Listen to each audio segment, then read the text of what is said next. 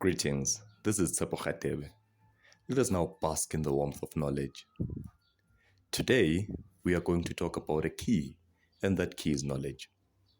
Let us read what the ancient king of Israel wrote in the book of Proverbs found in the Bible. It was originally written in Hebrew, but we are going to read the English translation. It says, "Also, it is not good for a person to be without knowledge, and he who hurries with his feet, acting impulsively and proceeding without caution or analyzing the consequences, sins, that is to miss the mark." Now let us look at the word knowledge. The word knowledge in this particular verse also means skill, discernment, understanding, perception, or wisdom. So we can also say it is not good for a person to be without skill or discernment or perception or understanding. Now, why is this not good? If you don't have information about whatever it is that you plan to do, you will miss the mark. You will get it wrong. Let's say, for example, I give you a sum and I ask you to solve it, but you have no knowledge about the laws that govern the sum. You will get the sum wrong, right? Great.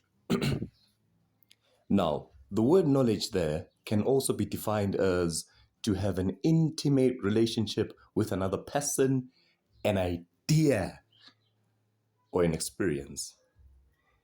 That idea that you have in your mind, do you have the idea of being, let's say, for example, the idea of being an entrepreneur? Do you have an intimate relationship with it? The idea of changing the world. Do you have an intimate relationship with it? Are you informed about it? Do you know what you should do and what you should not do in order to get to your destiny? Do you think about it? Do you study? Do you do your research concerning whatever it is that you plan to do?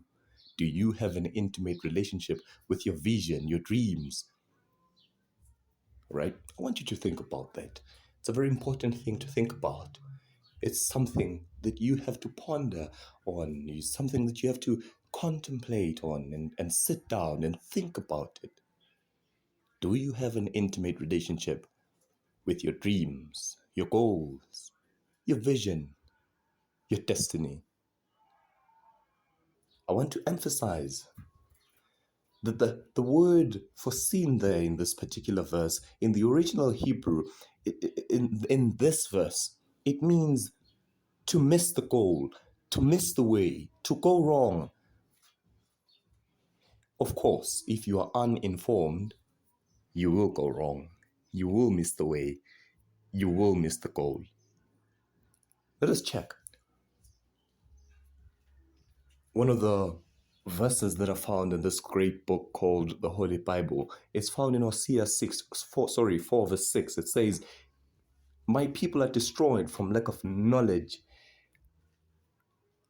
My people are destroyed from lack of knowledge." And at the end of verse 14, it says, in the same chapter 4, but at the end of verse 14, it says, "A people without understanding will come to ruin." You see, if you do not understand the laws that govern the psalm, for example, let me make this example. Let's say you have the word lie in a sentence. Knowing the context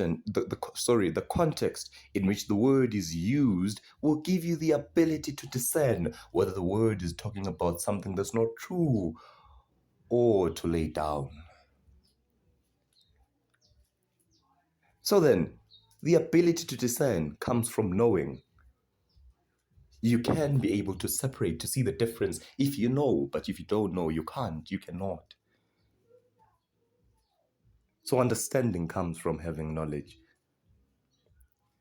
So tell me, you want to start a business? Okay. But have you done research? Are you trying something out? Something that will enable you to apply and practice the knowledge you have? Are you volunteering somewhere so you can have some experience and gain some skill? Experience is gained through visual observation. Experience is gained through visual observation. Here's a quote from Abraham Lincoln. Give me 6 hours to chop down a tree, and I'll spend the first 4 hours sharpening the axe. I repeat, he says, give me 6 hours to chop down a tree, and I'll spend the first 4 hours sharpening the axe. That's the key for today. I'd like you to think about this. Thank you very much. See you next time. Goodbye.